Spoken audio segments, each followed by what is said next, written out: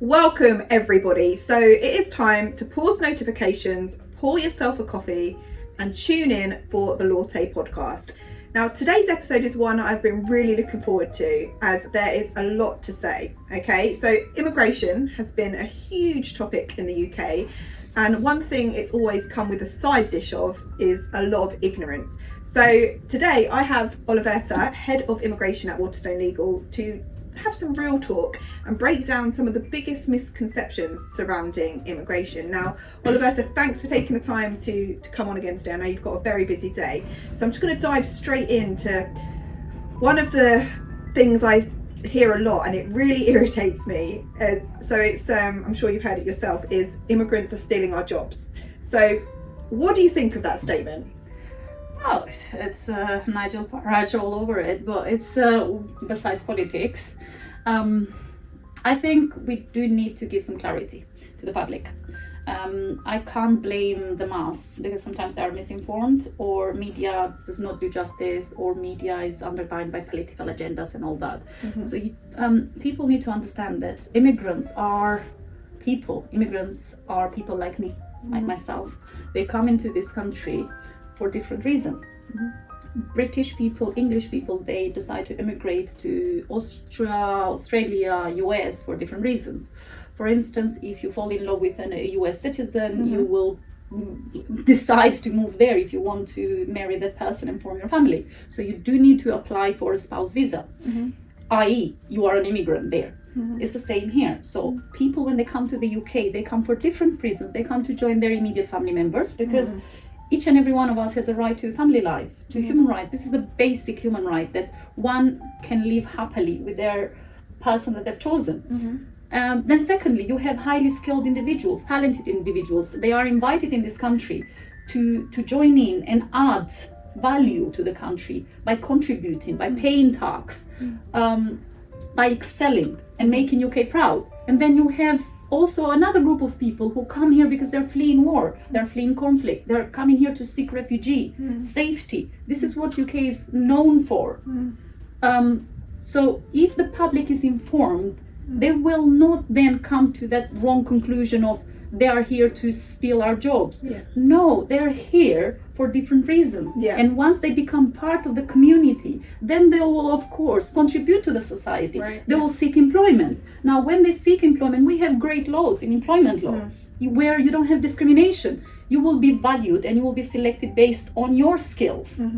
So I do not understand the resentment behind it, but I can see that sometimes it's misinformation. 100%. And I feel like you've just hit the nail on the head there, which is one thing I always say when I hear this kind of comment, is you don't understand, or there's like a lack of care even about why the person is coming to the country. And you know, I mean, I've moved to America before to study and things like this, so it's like there's almost just this assumption that everyone coming to the UK is to steal your job, and it's just, I'm glad that you've cleared that up. Another one, and we were discussing this over coffee earlier, is immigrants cost the UK money. And I think sometimes it's like there's an assumption that, you know, the UK taxpayer is like paying for visas and things like this. So what do you think of that comment, that the immigrants cost the UK money or are costing us money? That is so far from the truth.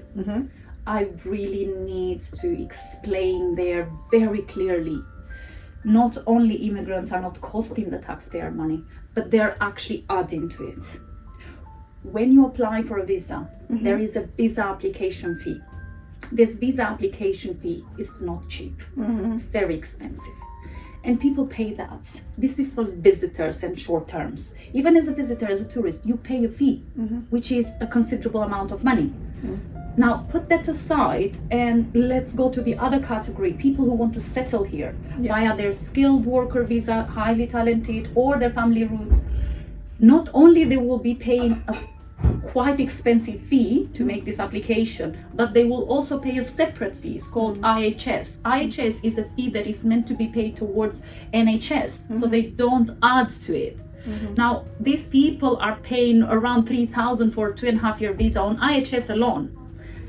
And when this visa is granted, it comes with a condition, no public funds. So people, these immigrants, not only they pay two separate fees, an application fee and an IHS fee, and a fingerprint fee, 3 actually, but they Also, their visa, it forbids them from claiming any funds, any public funds whatsoever, so they cannot be a burden to the system. Right, okay. On top of that, when these people are working, say a highly skilled person, because they have a visa, an employment visa, so they are on payslip already, so they're paying NHS contribution. So not only they paid an IHS for actual hospital, but they're paying also NHS contribution, so they're paying double tax. Right, so for all those journalists out there that keep writing articles about how immigrants are costing the UK money, I want to see a creative journalist. I want to see someone write how they're making the UK money, because it sounds like that's the case. I mean, I'm just giving facts. Yeah, These facts. are there. So I'm not making them up. I invite each and every one of them to please go and read the guidance, read the legislation, read the policies behind it,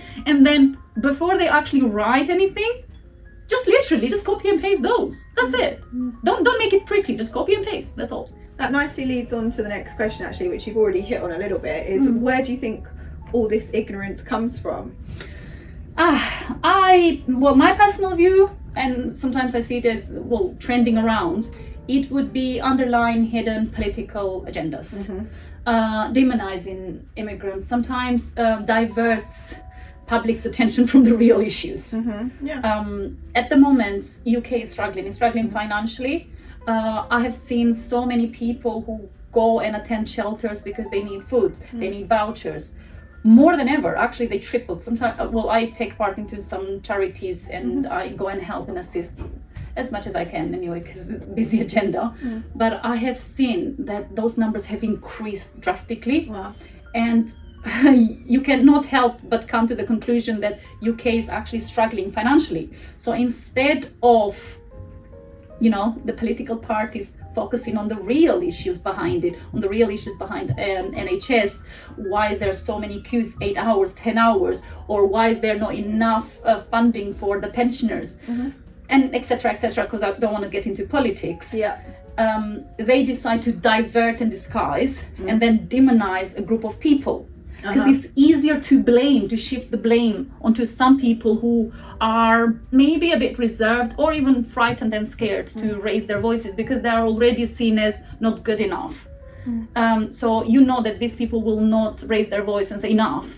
So then it's easier to shift the blame that way. Such an interesting perspective, and I think it's a massive reminder and lesson for us all to question what we read in the media, as a lot of the time. Don't take it for granted, I would say. Just do your own research. Do your own research, and I mean, I'm as guilty as anyone else. Sometimes we do just believe what we read in the media, and I think that's, again, it leads to my next question: is what do you think we can do to change the current ignorance surrounding immigration?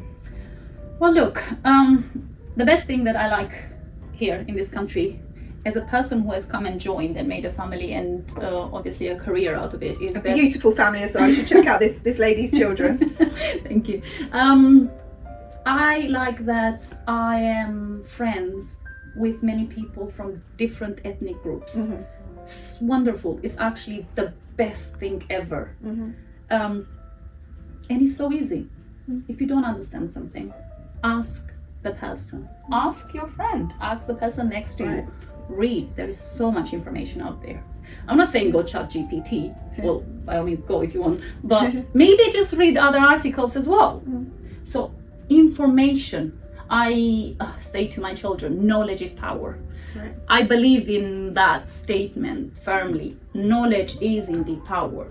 Just read, inform your brain, discuss with the next person, see how it affects the next person before you come to an assumption that it may hurt the other person. That's not really. I think that's a beautiful thing to leave it on. So thank you so much, Alberta. And it's good. Get out there, talk to people, ask them about their journeys, and let's knock these assumptions and ignorance on the head. So thanks everyone for tuning in today, and do join us again next week, where we have a very special guest from the mortgage industry here to join us. And if you've got any requests for topics, pop them in the comments. Thanks everyone. Thank you.